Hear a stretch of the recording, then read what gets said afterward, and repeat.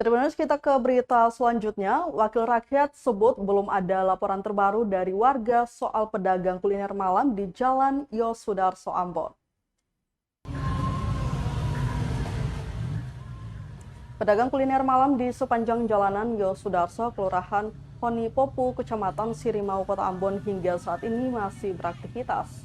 Menanggapi hal itu, Ketua Komisi 2 DPD Kota Ambon, Kristianto Laturiu, mengatakan warga RT 02 dan 03 di kawasan setempat yang sebelumnya mengeluhkan keberadaan para pedagang ini belum memberikan laporan terbaru. Kristianto Laturiu mengatakan pedagang di kawasan itu harusnya berdagang dalam konteks sekedar memenuhi kebutuhan hidup mereka. Jangan sampai ada sisi lain yang berupaya untuk mengganggu kenyamanan warga maupun aktivitas lalu lintas di wilayah itu. Diberitakan sebelumnya aktivitas kuliner malam di kawasan Jalan Yosudarso telah dikeluhkan warga RT 02 dan 03, Kelurahan Honipopu, Kecamatan Sirimau, Kota Ambon. Pasalnya mereka merasa terganggu dengan lapak para pedagang yang menghalangi jalan masuk ke rumah mereka. Dinas Perindustrian dan Perdagangan atau Disperinda Kota Ambon juga telah memberikan surat larangan untuk tidak berjual di sepanjang Jalan Yosudarso tertanggal 9 Mei 2022.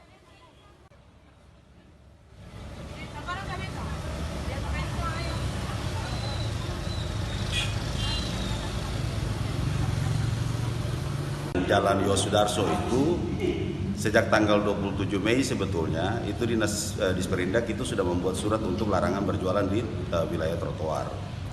Dan memang dalam 2-3 hari kemarin itu ada keluhan dari warga RT 0203 di Honipopu itu datang menyampaikan ke komisi. Nah ternyata di sorenya itu sudah ada tindak lanjut langsung dari dinas untuk memanggil ada kurang lebih 10 ya.